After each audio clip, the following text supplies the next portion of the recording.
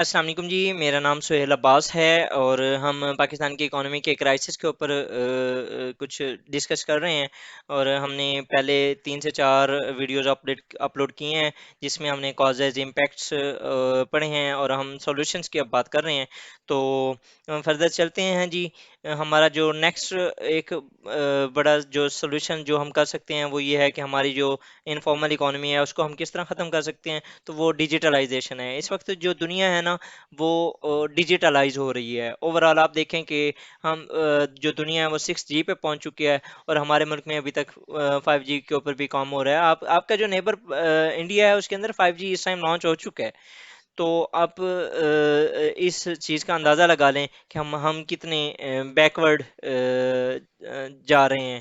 اور اس کے علاوہ ہمارے جو ملک کے اندر انفارمل اکانومی ہے اس کو کبھی بھی فارملائز نہیں کیا گیا۔ آپ کو کوشش یہ کرنی چاہیے کہ آپ رجسٹر کریں جو ان رجسٹرڈ ہیں۔ اس کے علاوہ ٹیک میکینزمس کو یوز کریں، ڈیٹا مینجمنٹ سسٹم کو یوز کریں، لیجسلیشنس کریں for data management system.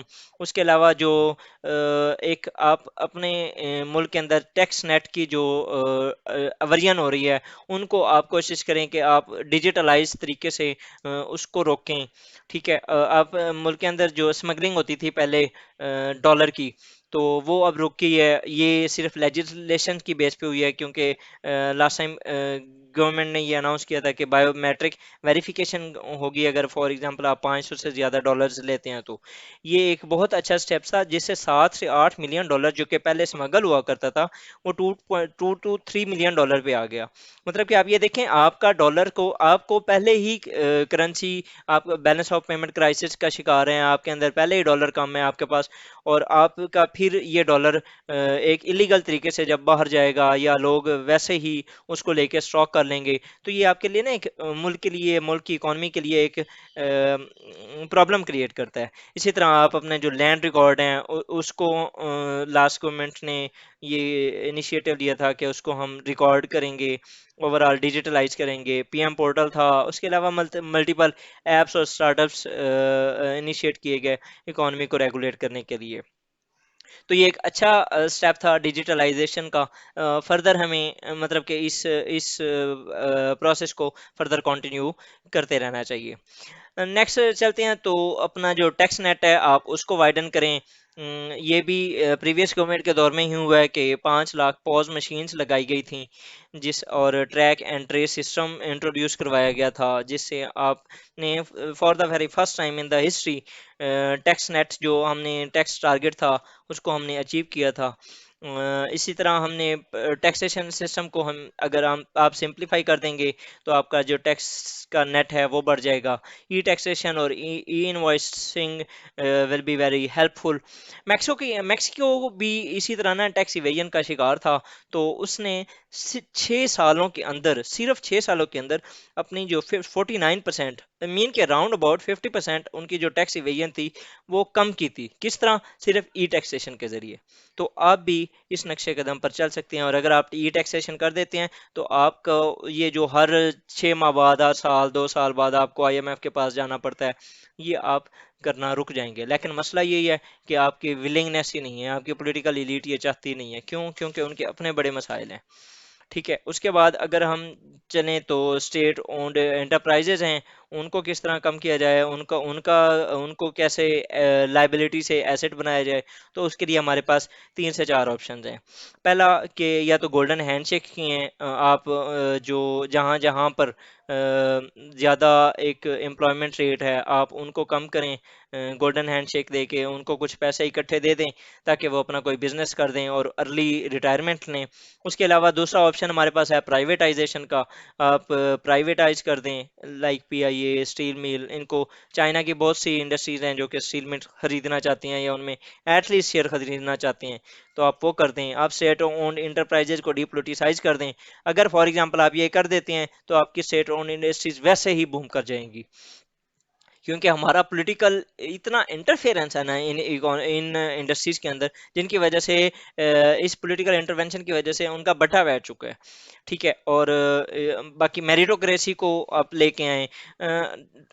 In his book governing the ungovernable doctor Ishrat Husain بتاتے ہیں کہ 1990s تک पाकिस्तान की जितनी भी इकोनॉमीज, जितनी भी स्टेट और इंटरप्राइजेज थी वो बहुत अच्छी चल रही थी। उनकी रीज़न ये थी कि उनके जो जितने भी हेड थे वो सारे जो चेयरमैन थे वो मेरिट बेस पे आए थे। लेकिन 1990 से ऑनवर्ड इनका ना डाउनफॉल स्टार्ट हो गया।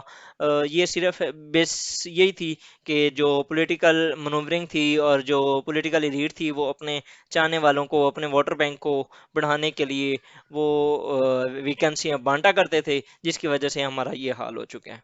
ये उनकी वर्डिंग है in his book governing the ungovernable.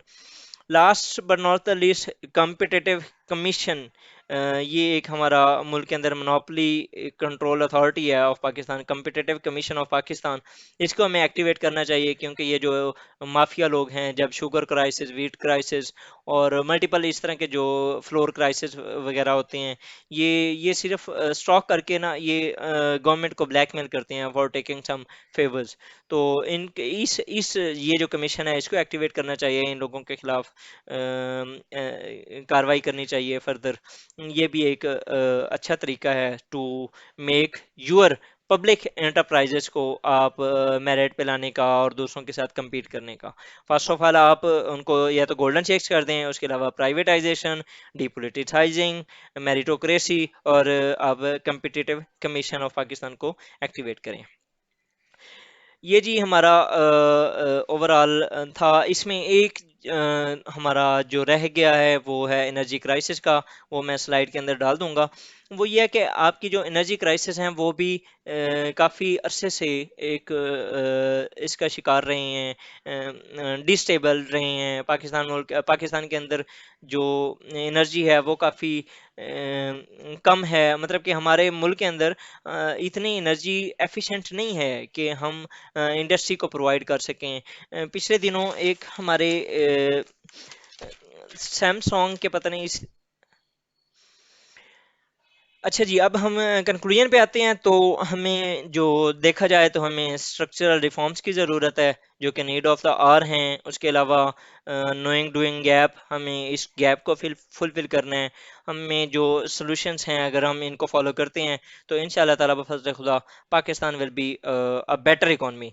Now hope for the best and leave the rest to Allah Almighty. इंशाल्लाह ताला बफज़ल खुदा नेक्स्ट फिर मुलाकात होती है जी एक नए टॉपिक के साथ। अल्लाह हाफिज़, अस्सलाम वालेकुम।